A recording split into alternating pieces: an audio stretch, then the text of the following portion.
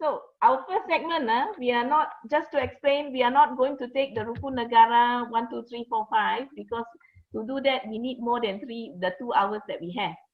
So we are going to start with Keluhuran Perlembagaan, the supremacy of the federal constitution. Because very recently there's a lot been written about the Rukun Negara, because it's the 50th anniversary, right, of the Rukun Negara Declaration. And it has been said that the Rukun Negara is actually the essence of the constitution. It summarizes the constitution. So my question to the panel is, if it summarizes the constitution, what is the relevance of the Rukun Negara in today's time, given that if it is the constitution, it's telling us all these things, but what are we seeing in society today, and what are their comments on it? So to respond first, we will invite Prof Tajuddin and Arun to speak first. They will have 4 minutes each, and then after that, Rev Hermen and Prof Ong will respond, and then we will have some open time for open conversation, after which your questions will come for this segment. We will have about 20 minutes for this segment, okay? So over to you, Prof. What's the relevance of the Rukun Negara in today's time, considering that in relation to upholding the federal constitution? Thank you very much. First of all, I would like to inform that I just finished writing 2 articles today, just today. One in Bahasa Melayu and one in Bahasa Inggeris, meant for the Sinchu newspaper. Both of them deal with the Syed Saddiq intention of having a new party of young people. I call it Syed Saddiq dan Gerakan Kaum Muda. Okay, I use the term Kaum Muda. Now, essential to this discussion of the Rukun Negara is the concept of democracy. And this is the most untaught term in our education system. Even though Prof Ong put up the exercise book, it's there all over, but until the university, none of the graduates understand the implication of the term democracy. I have asked graduates and I said to them, hey, do you know that you own the country? When I say like this, they are quite surprised. And then when I say, hey, do you know that you have 2 servants at your disposal? When they heard that, they are very surprised. And then when I say that, do you know that the 2 servants are the Ketua Setiausaha Negara and the other person we call Perdana Menteri Malaysia? That they are shocked. Because they don't know that this country, once we have the constitution, it has given us this idea of ownership. Before this, even the Malays, they were peasants and property of Raja. Raja can come in anytime to your house, take whatever they want, and you cannot do anything about it. And if you did something, all your family members will be killed. This according to Munshi Abdullah's narration in his Pelayaran Abdullah. Now, this aspect of understanding the democracy, that you are the owner of the country, must be given to the young, as Herman was saying just now. The young is the key, and that's why I said that in my article, it's wonderful that Syed is trying to do this. 3 old people were against it, Rafidah, Mahathir, and the Chief Minister of Johor. It's okay lah, semua orang tua-tua, kaum tua, tak apalah, you know. So when they disagreed with it, then I knew that this is a very good thing. So the young need to be taught about democracy as owning this country. If not, then whatever the Rukun Negara or the constitution becomes totally useless. In our education, I have talked a lot with the graduates, whether they have studied this and studied that, they don't understand the spirit of democracy and the responsibility that goes with it and the opportunities for it. For instance, I asked, why is it that civil servant semua ada rumah atau tak ada rumah, dia diberi allowance perumahan? Kenapa you as the owner of the country cannot get allowance perumahan or housing? Now this is something which shocked them tremendously because they never even thought that way, and they were never even given any explanation about this thing. So the key aspect that I wanted to say that our education totally fails to teach the idea of democracy that is inherent in the Rukun Negara, in the preamble. That is the first thing, a democratic society.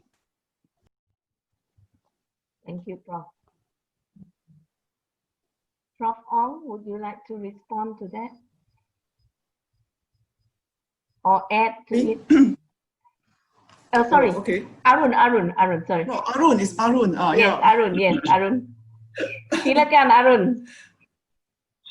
Okay, Prof, thank you. So, keluhuran perlembagaan dan kedaulatan undang-undang. Kedua-dua rukun ini kita harus lihat, we have to read it in a single sentence because it reflects the supremacy of our constitution and rule of law. Okay, why we need both of this? For one thing and one thing only, keadilan dan kesaksamaan.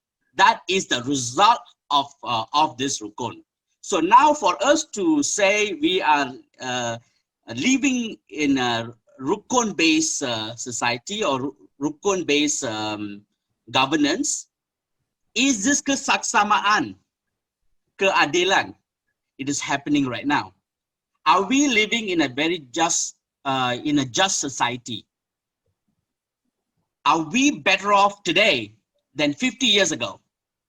Are we, I mean, the 50 years ago, the author, the creator of Rukun Negara, they have dreamed to create a society that is just and unified.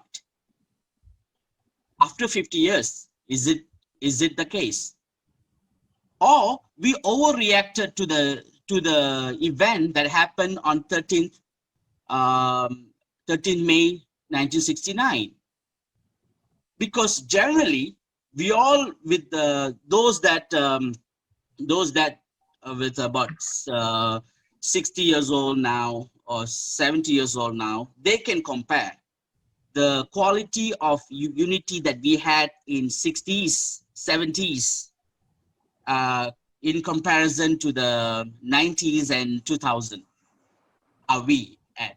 So these are some of the real question. Benda-benda macam ni lah kita harus pertanyakan. Memang betul tak negara ini berukun selepas 50 tahun kita menzahirkan rukun negara? Adakah kita mengikut rukun negara?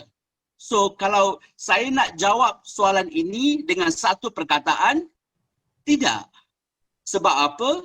Selepas lebih kurang tahun 80-an,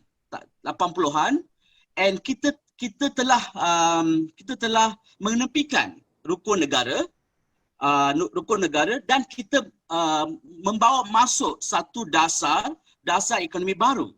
Dasar ekonomi baru ini telah they have modified this new economic policy towards enhancing race and a religious element of this country. And right now we are at the brink of it. So I think it's a timely discussion that we need to go back and rekindle the spirit of Rukun Negara. We have to live by Rukun Negara and at least understand the aspiration of Rukun Negara, inspired by it, and deliver what is supposed to deliver: a just and equal society, saksama dan adil. Yang itulah. So kalau sesiapa tanya dengan saya, adakah negara ini berukun? Kita berukun. Kita ada rukun negara. Tetapi pentadbiran kita, pemikiran kita, action kita tidak selaras, sejajar, parallel with the Rukun Negara. And I echo what Professor just said. Okay, we have this Rukun Negara. this Rukun Negara for the sake of having a Rukun Negara. I don't think many countries have Rukun Negara, and the Rukun Negara was born out of a bloody event that happened 50 years ago. But now we are almost at the same juncture where we started. Yes, we do not see the bloody event of that sort, but almost in spirit, in our condition, we almost at the same level. So I think we need to take Rukun Negara seriously, and this is the way forward. Malaysia have no other way but to take keluhuran perlembagaan, kedaulatan undang-undang untuk kesaksamaan dan keadilan. Thank you. Thank you, Arun. Very serious and very true. Yeah. So I'm going to hand it over now to either Hermen or Prof Ong, who wants to respond first to that. Hermen? Yeah. Okay. Okay. I would like to just to continue the conversation. I think it is very timely that is it really, because every time we talk about the Rukun Negara, the focus is on principles. 5 rukun itu, and semua orang tahu apa 5 rukun itu. Tetapi kita lupa bahawa the Rukun Negara is principle, and the preamble has or contain 5 cita-cita, 5 cita-cita ataupun ambitions. And just now Prof Tajuddin has alluded to that. We want a unified society, we want democracy, we want fair, adil, yeah, and just distribution of prosperity. We also want to embrace of all the different cultures as well as religious faiths, and we want to build a progressive society, yeah, based on science and technology, which is not just the reason and intellect, but also the human-heartedness. But in this Rukun Negara, I think we have to bring forth rethinking this ideal. One essential characteristic of the Rukun Negara is relationship. Contemporary Malaysia has given so much force,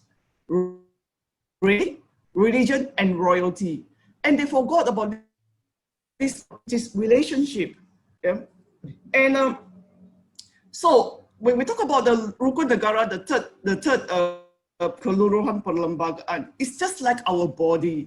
Our body constitutes different parts. We have to understand each part and the role of each part. Now, being Malaysians and being citizens of this country, we do not know how many parts, bahagian dalam setiap perlembagaan, berapa artikel ataupun perkara. And so when people say, understand the Rukun, the Constitution, how far is this statement true? That we really don't understand. The person who is saying it, accusing, or the person who has is the target of this accusation. I think both ways. Malaysians on the whole have very minimal or limited understanding about the Constitution, and especially Constitution, just one line, like Islam is the religion of the Federation, and so we need to revisit Rukun Negara as well as rethink what each article means. Bar Council came out with this campaign, Perlembagaanku ataupun My Constitution, and they produced nine booklets, thematic. They choose themes, and I think it is a noble as well as a noble idea. I think Perlembagaan used in school as a formal subject, so people have to go on okay, this is what Perlembagaan means. And especially not just about Semenanjung Malaysia, but about hubungan antara Semenanjung Malaysia. So many things we are not in the aware, yeah. And even so, we just make accusations. So for me, it is very, very, very timely that for contemporary Malaysia, we have to make Rukun Negara relevant. I asked before the discussion a few weeks ago, well, what do you understand? Some say, yeah, we just learn in school in the exercise books.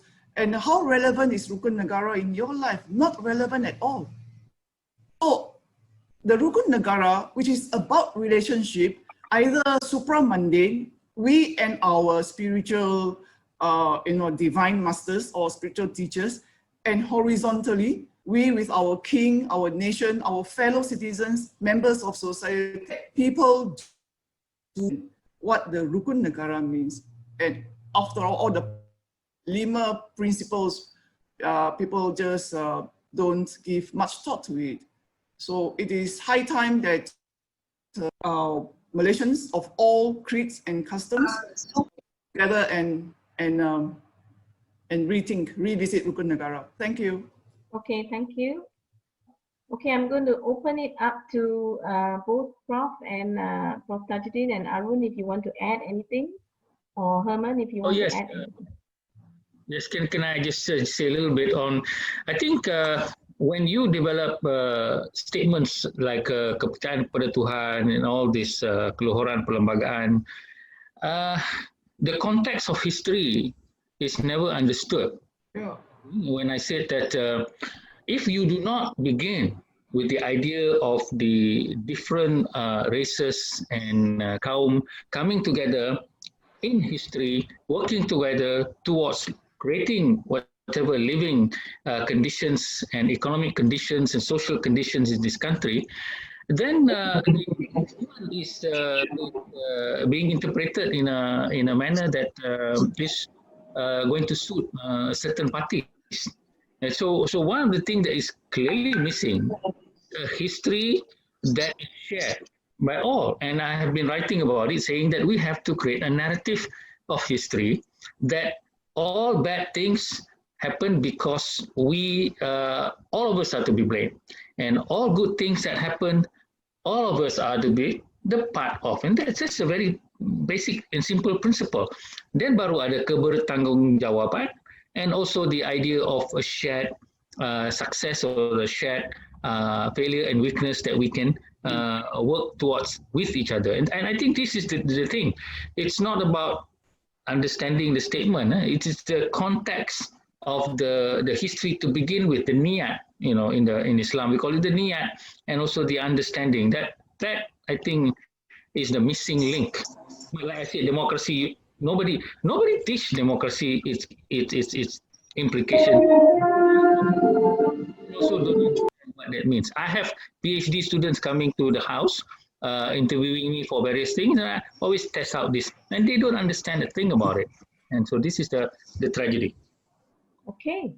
And it is sad, okay, when we leave constitution, the Rukun Negara as a Rukun Negara for the sake of having it. Example, we have to enforce it. When we say rule of law, okay, keluhuran perlembagaan, kedaulatan undang-undang, and how do I explain the Indira Gandhi's case when the federal court have given you a sentence and we do not have enforcement from the PRM side? And how do we explain then when a Muslim preacher is calling the holy book of Bible, it is terpesong? So I think it is not about having a Rukun Negara per se, but the intensity, the niyat in implementing that to seek or to yield result is really in absence. And on top of that, in Malaysian education system, nobody actually know the real constitution nor the history. And most of the Peninsulan do not even know what is MA 63, where Sabah Sarawak is an equal partner to the Malaya. So these are the things. I think if we go back, did I lost? No, we are okay. Okay. If we go back to the, if we go back to the drawing board, and I think the first thing we need to have is not only to have Rukun Negara, we should be talking about how well we have implemented Rukun Negara in every segment of our business in contemporary Malaysia. That should be more appropriate. And right now, we are lagging and lacking so behind. Okay. Thank you. Can I just ask people who are listening, can you mute, because we are getting some feedback. Yeah, and I can, if I mute all of you, then our speakers are also muted. So if you have some noise in your background, please put yourself on mute. Yeah. Okay. Hermen, do you have anything to add? We are actually hitting our second segment mark. So if there are any questions and comments, I invite you to put those questions and comments in the Zoom chat. Yeah. Sorry, who is speaking? Is there someone speaking who would like to speak? You can unmute yourself and ask a question. No? Okay. So All maybe right. I will Yes, say something. Yes, Hermen. I think the key word that perhaps we can lock all the comments that have just been made is that nationhood is work in progress. Nationhood is work in progress. Whether we look backwards, whether we look forwards, I think there are good things we can draw upon from our experience of becoming a nation, and there are things we want to put brakes upon because it is a danger to the kind of society or nation we envisage. I think this experience is common to all countries. And I think this, if you situate Rukun Negara to 1970, it comes as a result of a crisis in the country. Pancasila in Indonesia also has 5 pillars, and it came in 1945 as they struggled for their independence. So if you look at many Asian countries, African countries, and even if you look now in America, what is happening, they are returning to the founding vision. So I think we should not downplay this, that every generation has a responsibility. And as we look upon the things that we have inherited, Rukun Negara, I think all these things, when it comes from a crisis moment, returns to the founding document, which is the Constitution. Is the Constitution offering a shared destiny for all people that constitute that nation? And I think in our case, in Malaysia, the answer is yes. Because if not, we would have not existed this long as a nation. But Thank you. That was a great summary to the concerns, the anxieties, the hopes, the dreams that have been expressed in the last 20 minutes. Thank you, Reverend Hermen. So with that, if you still have questions or comments from the group, I invite you to write in the chat. I've also put some notes in the chat, and you can do that, or you can go to the Jamboard. We will not share the Jamboard here because it's a bit messy, because people are writing, but you will get a copy of the Jamboard after the event. We will send it once we've cleaned up and tidied up the board. It will come to you as a PDF file.